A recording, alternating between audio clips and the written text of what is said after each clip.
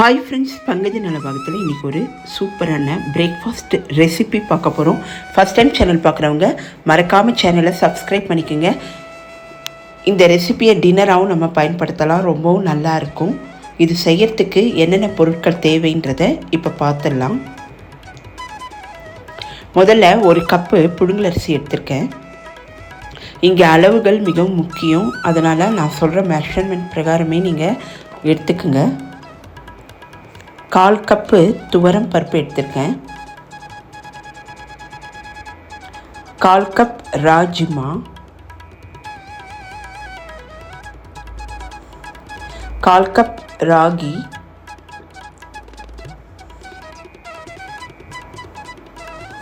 1/4 cup பச்சை பயிறு எடுத்திருக்கேன்.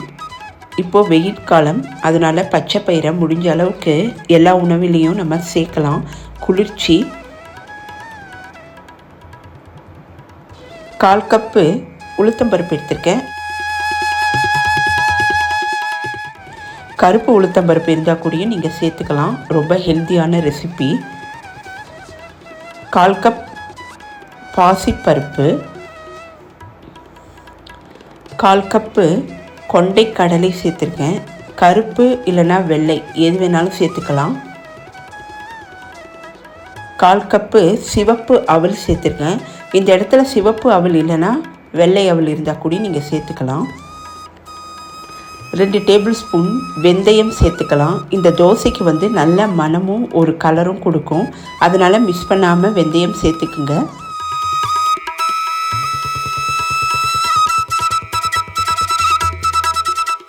இப்போ எல்லா பொருட்களையும் நல்லா கழுவி ஒரு 5 மணி நேரம் போல் ஊற வச்சிடலாம். இப்போது 5 மணி நேரம் ஊறிய பிறகு மிக்சியில் நம்ம அரைச்சிடலாம். இந்த மாவை புளிக்க வச்சு பயன்படுத்தணுன்னா ரொம்பவும் நல்லா இருக்கும்.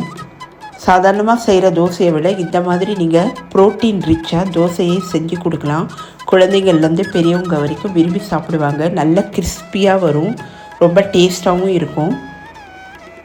இப்போ 5 மணி நேரம் நல்லா ஊறி இருக்குது. இப்போ நம்ம மிக்சி ஜாரில் அரைக்கலாம். இதுக்கு ஊற வைத்த தண்ணீரையே நம்ம இங்கே யூஸ் பண்ணிக்கலாம். இப்போ நான் இங்கே ப்ரோக்ராம் மிக்சியில் அரைக்க போகிறேன். லிங்க் வேணும்னா நீங்கள் டிஸ்கிரிப்ஷனில் கொடுக்குறேன், செக் பண்ணிக்கோங்க. இப்போ நான் வெட் ஹார்டுக்கு ப்ரோக்ராம் பண்ணியிருக்கேன். நல்லா ஃபைனாக அரைக்கிறதுக்கு ப்ரோக்ராம் பண்ணிட்டேன். இப்போது அரைச்சிட்ருக்கு. இப்போ நமக்கு தோசை மாவு தயாராகிடுச்சு. இதை நான் 2 வழியாக அரைக்கிறேன்.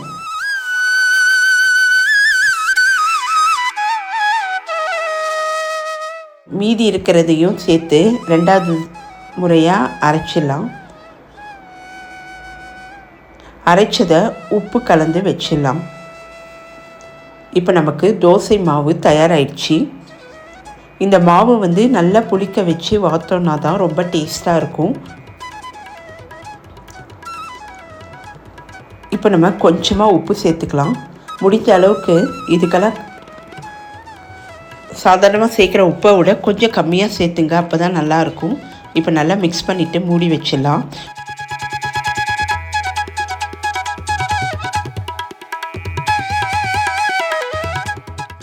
இப்போ நல்லா மாவு பொங்கி வந்திருக்கு பாருங்கள்.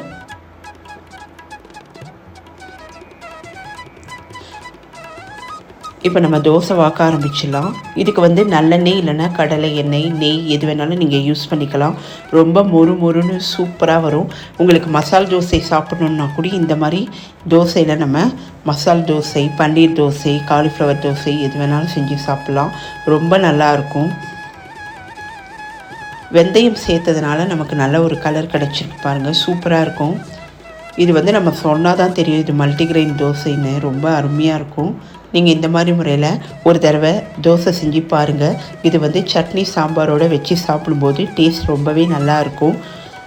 எல்லா வித சத்துக்களும் இந்த தோசையில் இருக்குது, அதனால் வாரத்துக்கு ஒரு தடவை நீங்கள் ட்ரை பண்ணி பாருங்கள். ரொம்ப அருமையான மல்டிகிரெயின் தோசை நமக்கு தயாராகிடுச்சு. இந்த வீடியோவை லைக் பண்ணுங்கள், மறக்காமல் சேனலை சப்ஸ்கிரைப் பண்ணுங்கள். இன்னொரு வீடியோவில் மீட் பண்ணுறேன். பாய்.